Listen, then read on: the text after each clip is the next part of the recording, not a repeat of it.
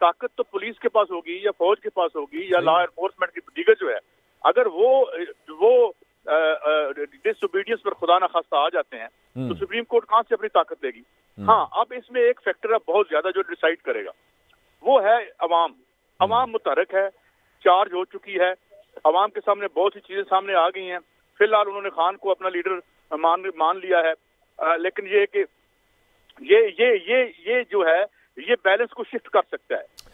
आप जो कह रहे थे ना कि इदारों से अखज़ करती है ताकत सुप्रीम कोर्ट अदलिया, मैं सिर्फ एक छोटा सा एक्सेप्ट सुनाना चाह रहा हूँ, फिर और ये मकबूल जान साहब हमारे साथ हैं, उनसे बात करते हैं।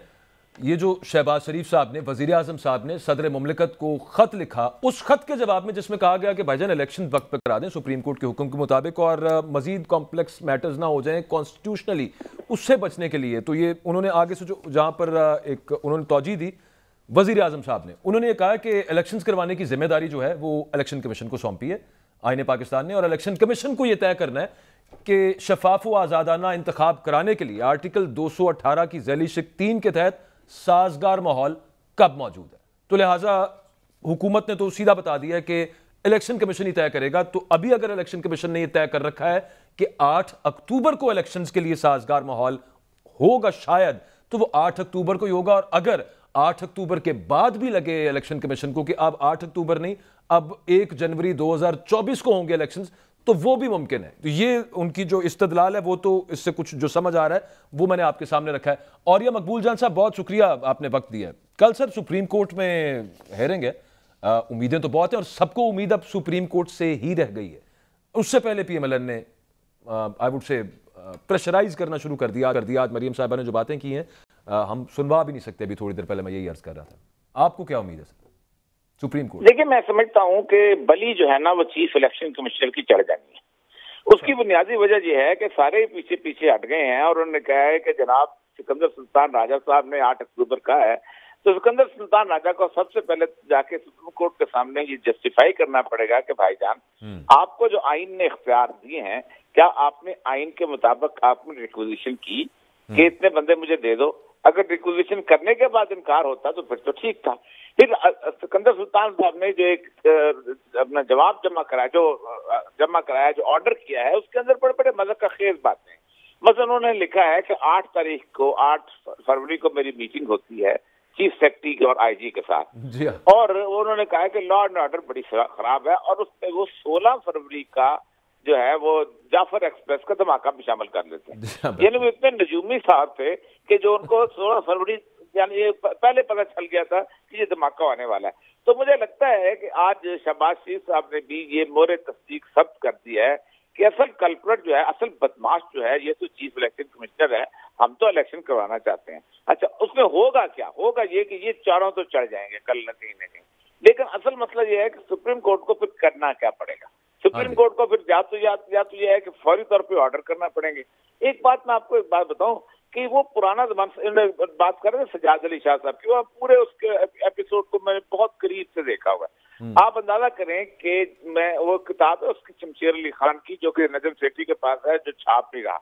वो शमशेर अली खान जो था उस वक्त सेक्रेटरी था फारूक लगारी का। तो मीटिंग हुई और जहांगीर करामत साहब जो थे वो वहां पर बैठे हुए थे। तो जहांगीर करामत मीटिंग के बाद जो थे उन्होंने उसको बुलाया शमशेर अली खान को कमरे से, और एक लेटर पैड लेके उसे पेंसिल से लिखा वी आर विद यू, और वो कागज उसको दे दिया। उसके ऊपर वी आर विद यू लिखने के ऊपर हालांकि बात सामने होनी चाहिए थी, फारूक लगारी साहब ने एक्शन ले लिया, सजाद अली शाह साहब साथ हो गए, उन्होंने असेंबली जो है वो 18th अमेंडमेंट बहाल कर दी।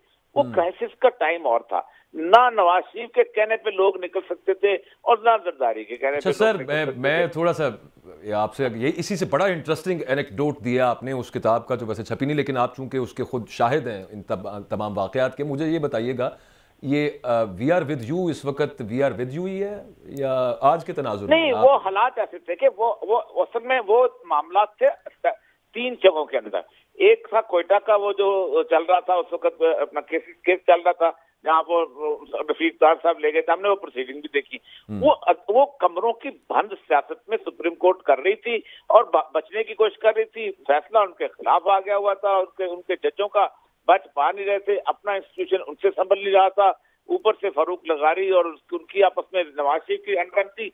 मामला था 3-4 बिल्डिंग्स का, अब मामला आ गया मीनारे पाकिस्तान के। अब नहीं होता। अब तो बड़े बड़े हैं वो पीछे हट चुके हुए हैं, आप सोच नहीं सकते। मैं आपका ये बात बताऊं, इमरान खान की सर्वाइवल किट जो है वो ये है कि वो पब्लिक जो है उसके साथ है और बहुत ठीक ठाक साथ है। और ये है अभी थोड़ी देर पहले और ये साहब हमने सुनवाया यहाँ पे, इमरान खान ने कल कहा है कि एस्टेब्लिशमेंट ने मुझ पर लकीर लगा दी है मेरे नाम पर, मुझे पता है, मुझे नहीं आने देना चाहते, इलेक्शंस नहीं करवाना चाहते। मैं आपको जरा दोबारा सुना कि ये लकीर उन्होंने बेनजीर पे लगाई। ये है कि 88 में उन्होंने IGI बनाई और उसके बाद नवाज शरीफ को सारी पार्टियां मिलके दे दी और 81 वोट थे उसके बेनजीर के और नवाज शरीफ साहब लेके थे 52 वोट। फिर दोबारा जिस वक्त उन्होंने दोनों पार्टियों पे मुशर्रफ ने लगा दी लाल लकीर, उसने पार्टी पे भी लगा दी और उस पे भी लगा दी अपना नॉन लीग के भी। और आप अंदाजा करें कि मेन सारे नैब चलाया, सब कुछ चलाया, यानी आप सोचे लोगों को साथ मिलाया, काफ लीग बनाई, 13 वोट कम आए, 12 वोट पीपल्स पार्टी से तोड़ के लाए, फिर भी पूरे नहीं होते थे। आखिर में जेल से उसको निकाला आजम तारक कोतवाल साहबा को, अमेरिका को भी नाराज किया, तब जाकर जफरुल्लाह जमाली की गवर्नमेंट बनाई। तो उस वक्त जबकि ये लोग मनूवर कर सकते थे, जब ये हालात भी इनके ठीक थे, जब ये ताकतवर थे, सब कुछ थे, उस वक्त इन्होंने इनकी टोटल ये थी कि ये बेनजीर का कुछ नहीं बिगाड़ सके। और ये सब मैं चाह रहा हूँ आपसे कमेंट देना। आपने कहा कि हालात बदल गए हैं। मैं एक हाइपोथेटिकल पूछता हूँ, अगर इलेक्शन हुकूमत नहीं कराती, जो नज़र आ रहा है, आज आप मरीम को सुने, राना साहब को सुने, साफ नज़र आ रहा है कि इलेक्शन नहीं हो गए, तो क्या रिएक्शन देखते हैं आप? पाकिस्तान किस सिमत में जाएगा? इमरान खान क्या करेगा? देखिए, पहली बात तो ये है, मुझे लगता यह है कि अगर इलेक्शन ना कराने के लिए उनको इमरान खान को बंद करना पड़ेगा और साथ साथ बहुत बड़ा एक्शन लेना पड़ेगा। मैं तो समझता हूँ कि ये इमरान खान को अगर बंद करेंगे तो फिर हालात इनके हाथ से निकल जाएंगे।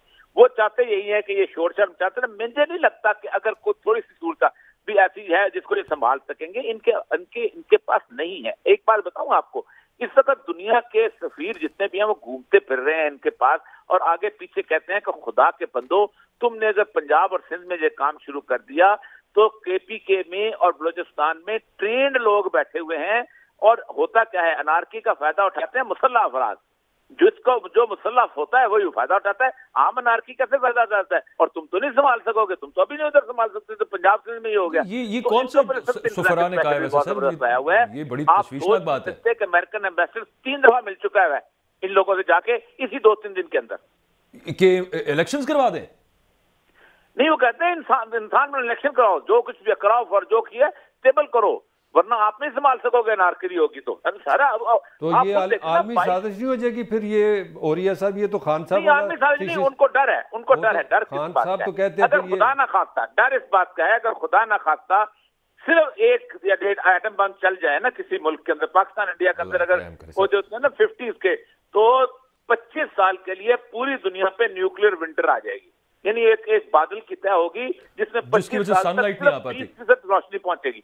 देखना जब आप इलेक्शन नहीं कराएंगे, ठीक है, अच्छा। आप पंजाब में सिंध में मामला शुरू होगा, अच्छा। आप अपनी फोर्सेस यहाँ लेके आएंगे, आप KPK में क्या करेंगे?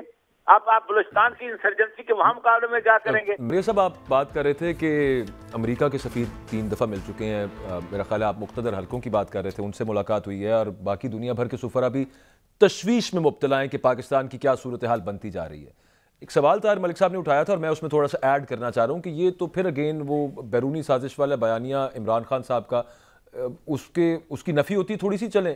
आपने कहा कि वो अपनी तशवीश में मुब्तला है, उनको अपना खौफ लायक है, लेकिन ये जो सर जी, ये मुझे सिर्फ एक छोटा सा ऐड कर लूँ इसके अंदर, वो ब्रैड शर्मन की स्टेटमेंट और फिर ज़ल्मे खलीलजाद की statement and then another congressman और फिर एक जो फर्म हायर की लॉबिंग फर्म वहाँ पे पाकिस्तान तहरीक इंसाफ वो एक लेटर फ्लोट कर रहा है, वो अगेन वो कहते हैं कि जनाब ये यहूदी लॉबी जो है ना वो दोबारा इमरान खान को लाना चाहती है क्योंकि वो इनके थ्रू तबाह करवाना चाहते हैं।